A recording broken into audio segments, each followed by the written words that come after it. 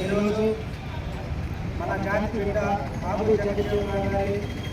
119వ జయంతి సందర్భంగా ఈరోజు వైఎస్ఆర్సీపీ పట్టణం తరపు నుంచి చేసినటువంటి ప్రతి ఒక్క నాయకులు కూడా పేరు పేరున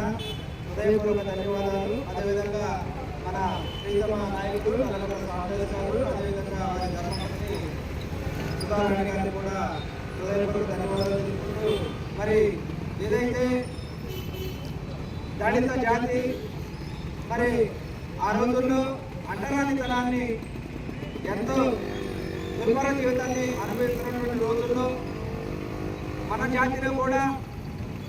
చదువుకోవాలి, మనం కూడా సమాజంలో కలవాలి, మనం కూడా ఒక ఉన్నత స్థాయికి రావాలని విద్యని అభ్యసించే సమయంలో అంటరానితనం ఎలా ఉండేదంటే ఒక గ్లాస్ మంచినీళ్ళు ఎవరైనా దళితులు తాగారంటే ఆ నీళ్లను కూడా ముట్టుకోవడానికి కూడా దగ్గర రానిచ్చే పరిస్థితుల్లో ఉండేటటువంటి రోజులు అవి. అలాంటి రోజుల్లో నుంచి మరి ఎందరో మహానుభావులు ప్రముఖులు డాక్టర్ బిఆర్ అంబేద్కర్ గారు, అదేవిధంగా బాబు జగజ్జీవన్ గారు చదువుని పట్టుబట్టి ఎన్ని అవమానాలు వచ్చినా కానీ వాటినన్నింటినీ కూడా అధిగమించి మరి ఈరోజు జాతి గర్వించదంగా భారతదేశంలోనే కొన్ని ఉన్నతమైన పదవుల్లో మరి వాళ్ళు శిఖరాలకు అందుకొని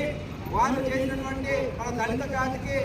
సేవలు, అదేవిధంగా మన దళిత జాతి గొప్పతనాన్ని కూడా మరి వారు ముందుకి సాగరండి వారు మనకి ఆదర్శంగా నిలిచారు. అదేవిధంగా మన వైఎస్ఆర్సీపీ నాయకులు జగన్మోహన్ రెడ్డి గారు కూడా దళితులకు పెద్దపీట వేస్తూ మరి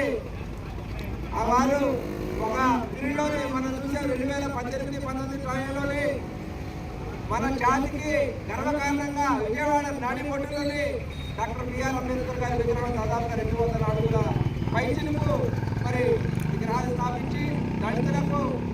పెద్దపీట వేశారు. అదేవిధంగా మనందరం కూడా ప్రతి ఒక్కరు కూడా పిల్లలకి దళిత పిల్లలకి చదువుకునే విధంగా ఎరగబాటుతనాన్ని అదేవిధంగా మనందరం కూడా వాళ్ళని ప్రోత్సహిస్తూ